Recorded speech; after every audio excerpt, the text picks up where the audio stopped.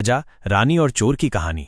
बहुत समय पहले एक राज्य में एक राजा और रानी रहते थे। वे बहुत धनी और शक्तिशाली थे, लेकिन वे खुश नहीं थे। उनके कोई बच्चे नहीं थे और वे हमेशा अकेलेपन महसूस करते थे।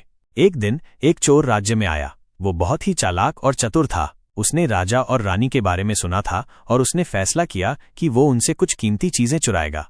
चोर महल में घुस गया और उसने राजा और रानी के कमरे में प्रवेश किया। राजा और रानी सो रहे थे। चोर ने उनके सोने के आभूषण और हीरे चुरा लिए। चोर भागने ही वाला था कि रानी जाग गई। उसने चोर को देखा और चिल्लाया।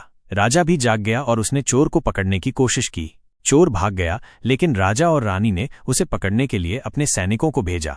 सैनिकों ने चोर को पकड़ लिया और उसे राजा के सामने पेश किया। राजा ने चोर से पूछा, तुमने हमारे सोने के आभूषण और हीरे क्यों चुराए? चोर ने कहा, मैं गरीब हूं और मुझे उनकी जरूरत है। राजा ने कहा, तुमने गलत काम किया है, तुम्हें सजा मिलेगी। रानी ने कहा, नहीं, हमें इसे माफ कर देना चाहिए, ये शायद भूखा था। राजा ने चोर को माफ कर दिया और उसे कुछ पैसे दिए। चोर ने राजा और रानी को धन्यवाद दिया और वो चला गया। राजा और रानी बहुत खुश थे कि उन्होंने चोर को माफ कर दिया। उन्होंने महसूस किया कि वे अब अकेले नहीं हैं।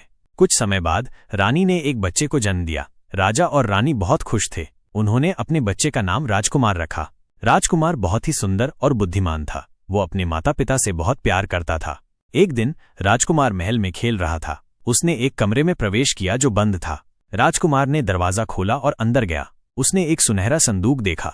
राजकुमार ने संदूक खोला और उसमें देखा। उसने हीरे और सोने के आभूषण देखे।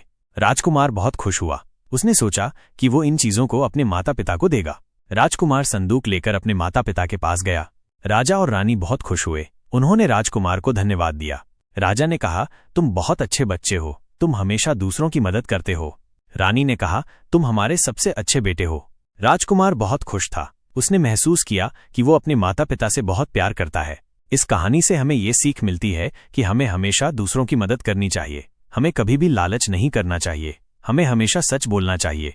अगर आपको कहानी पसंद आई हो तो कृपया मुझे बताएं।